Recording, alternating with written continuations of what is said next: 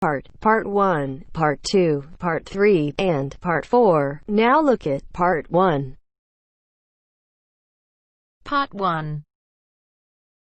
You will hear a telephone conversation between a customer and a telephone service representative. First, you have some time to look at questions 1 to 6.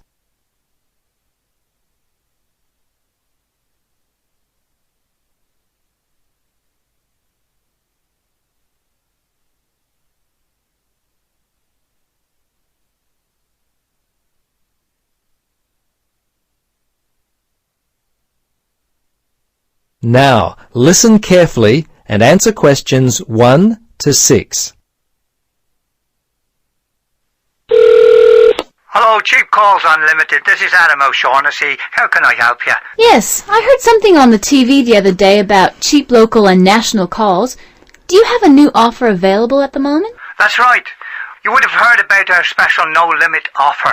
Oh, how does it work? How can I save? Well, do you make many calls outside your local area? Well, yes, as a matter of fact, I do. I often call my mother-in-law in Sydney, and sometimes I call Perth and Melbourne. We've got family there. Okay, where would you be calling from? Brisbane. Right, this would be perfect for you. How it works is you tell us which city you call the most, and we'll set up a special offer for 3 cents per minute, no matter what time of the day you call. But it gets better.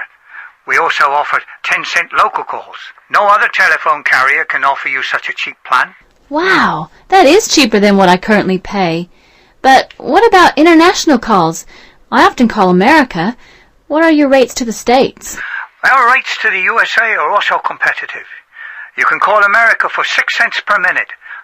This also includes a connection fee of 15 cents. That's competitive, all right. So, how do I sign up? Well, we can do it right here over the phone if you like. Or I can send you out an application form. Or I can email the details with a form attached. Which would you prefer? Well, how long will it take over the phone? Oh, just a matter of 4 or 5 minutes. Okay, let's do it now. Right then. First off, I need your name and address. Okay, my name is Mandy Silverstone. That's Silverstone. My address is 16 Hazelwood Street. That's Hazlewood Street, Belmont, 4173. Good. Now what about your telephone number, date of birth, and do you have an email address? Yes. The telephone is 55223481. My date of birth is July 13th, 1972, and my email address is mandy@tele.com. That's MANDY@TELE.com. Why do you need my date of birth? Before you listen to the rest of the conversation, you have some time to look at questions 7 to 10.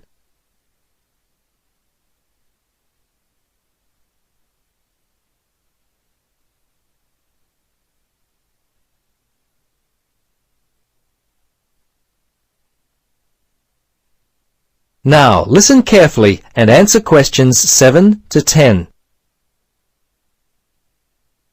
Right, okay. Yes, we'll request your date of birth for security reasons. We'll ask you this each time you call us to request information about your account. Not for making a payment, but, if you wish to change any of your details or change your plan, those kind of things. Okay, I understand. Okay, right. Well, we're finished. Do you have any other questions at all? Yes. When does this new service actually start? Yes, I'm going to send the information to our sales department. They'll process it today and your new service will be ready tomorrow. By next month, you'll really start to experience the savings. Fantastic. Okay, well, that's all I wanted to know. Oh, when will I receive the bill? That'll be 1 month from the day you signed up.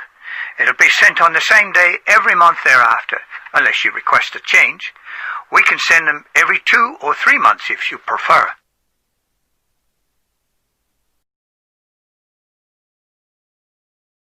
That is the end of Part 1. You now have half a minute to check your answers. Do subscribe our channel and like the video so that we feel motivated and make more and more videos for you. And please press the bell icon so that you can get notification for every new video, which is absolutely free. Thanks. Now turns to part 2. Part 2.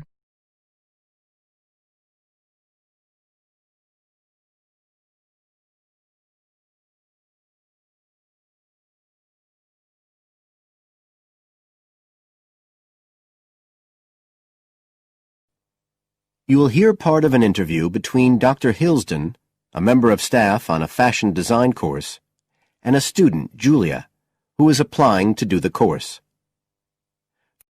First, look at questions 11 to 13.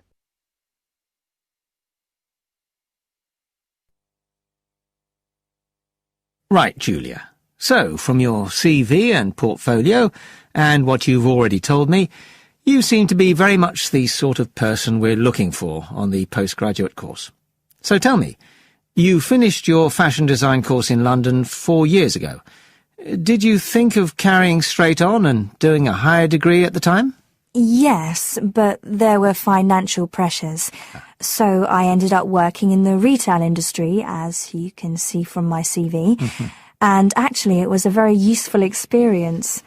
In what way? Well, I was lucky to get the job with Fashion Now. They're a big store, and one of my priorities was to get as much experience as possible in different areas. So that was good because I had the chance to work in lots of different departments.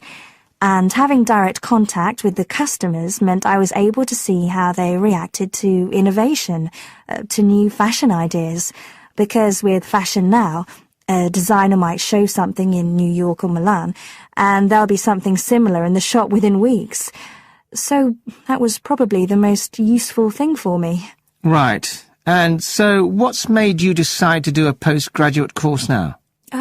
Well, while I enjoyed working at Fashion Now, and I learned a lot there, I felt, well, the way forward would have been to develop my managerial skills, rather than my skills in fashion design, and I'm not sure that's what I want to do. Yes. When I was doing my degree in London, I'd been interested in women's wear, but I know that there's been a lot of work done in areas like new fabric construction, and though I'm not intending to go too deeply into the technology, I'd be very interested in looking at how new fabrics could be used in children's wear, so I'd like the chance to pursue that line. Yes, good. And are you at all concerned about what it's going to be like coming back into an academic context after being away from it for several years? No, I'm looking forward to it. But I'm basically more interested in the application than the theory, or at least that's what I've found so far. And I'm hoping the course will give me the contacts and skills I need eventually to set up my own enterprise. I'm particularly interested by the overseas links that the department has. Yes, many of our students look overseas or to international companies for sponsorship of their projects. Before the talk continues, look at questions 14 to 20.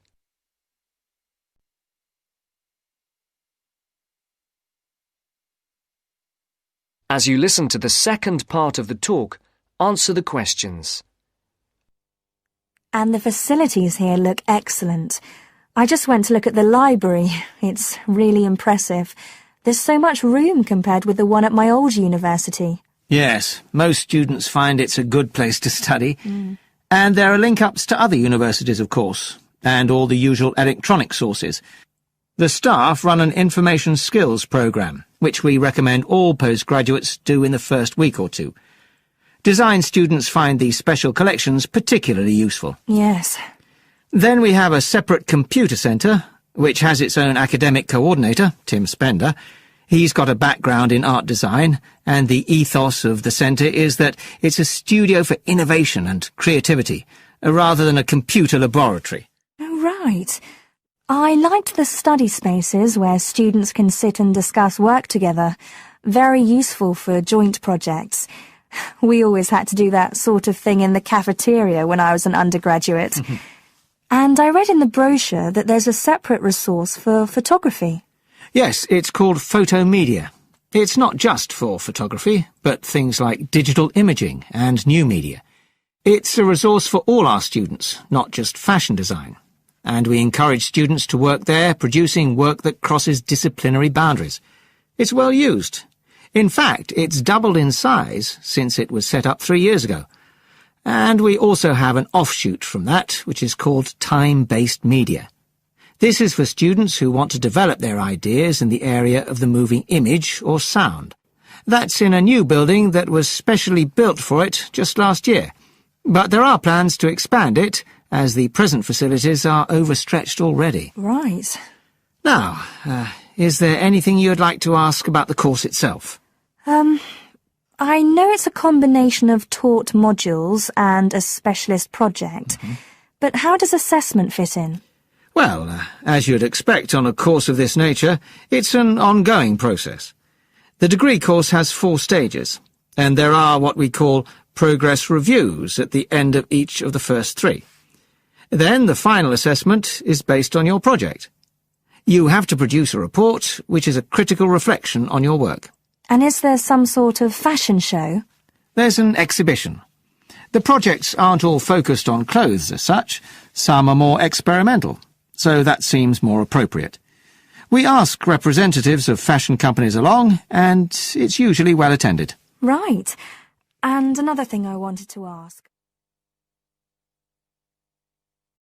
That is the end of part 2. You now have half a minute to check your answers. Now turns to part 3. Part 3. You're going to listen to a talk about the food we eat. First, you have some time to look at questions 21 to 25.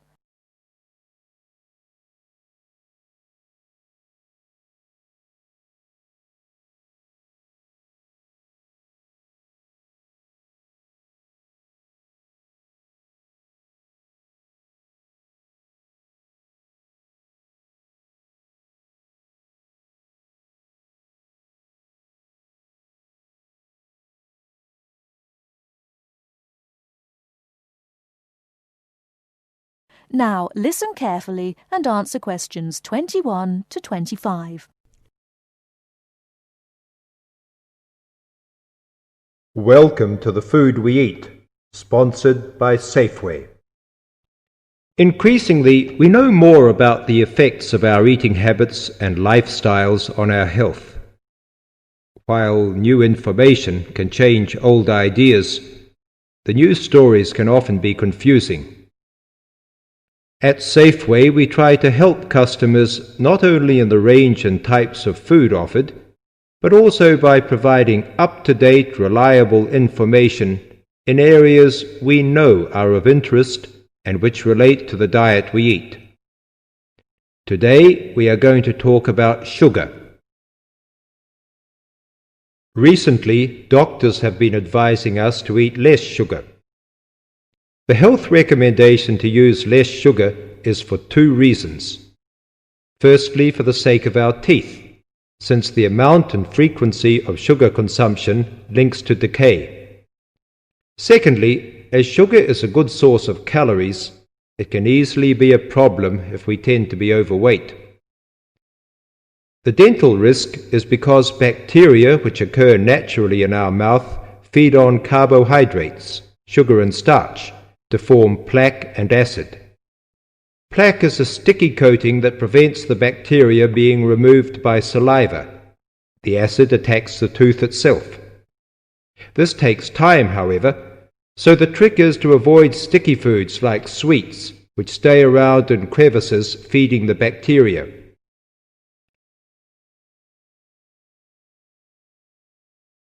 Before you hear the rest of the talk, you have some time to look at questions 26 to 30.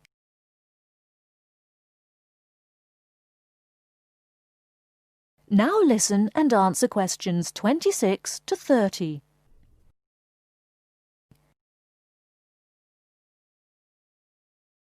Regular brushing, preferably with a fluoride toothpaste, helps remove particles and resist acid.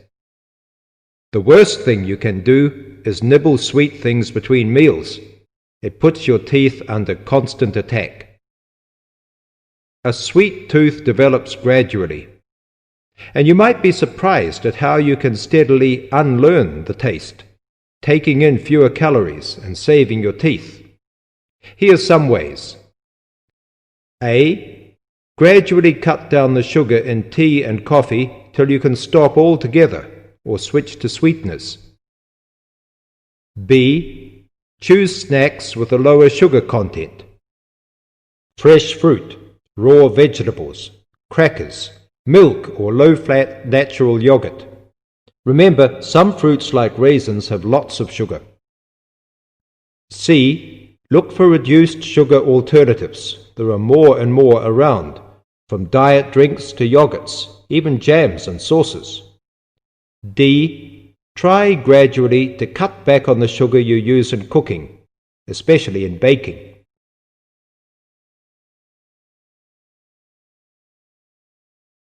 That is the end of part 3.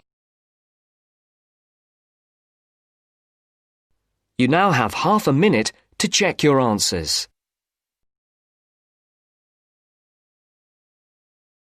Now turns to part 4. Part 4. Hear a lecture on the research on teen brain. Now you have half a minute to read the questions 31 to 40.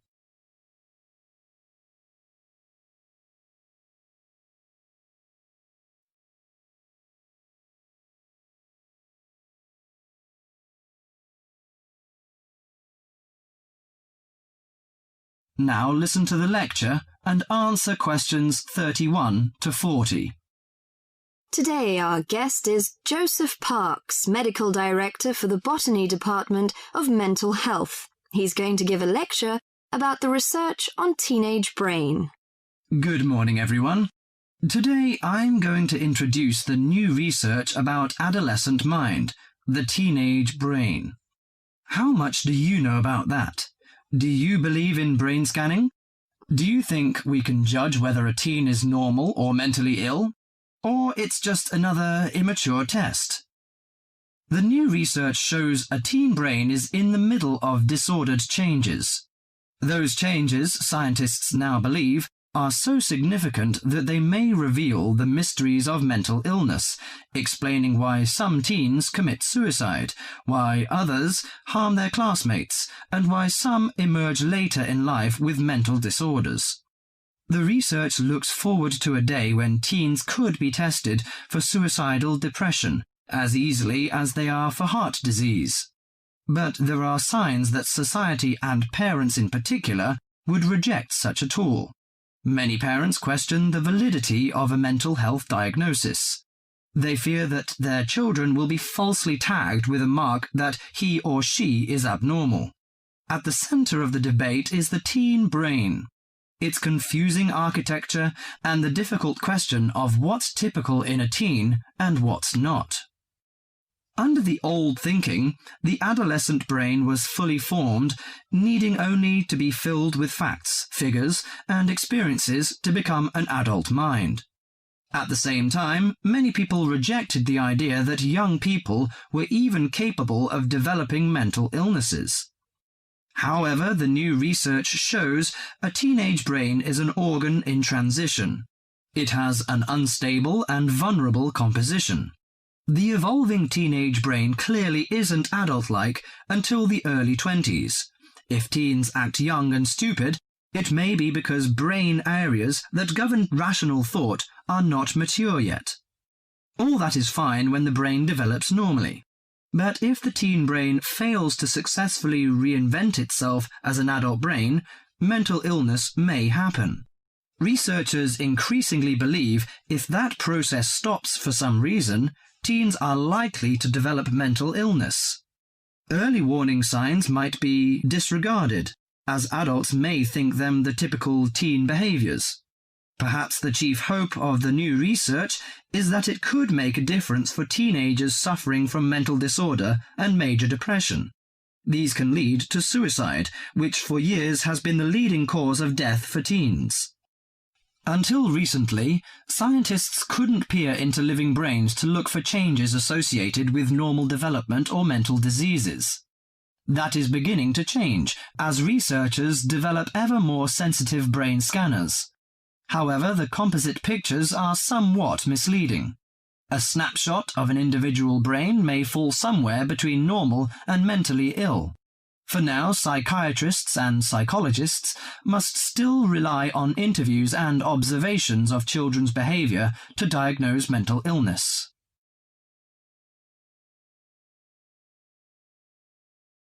That is the end of part 4. You now have half a minute to check your answers.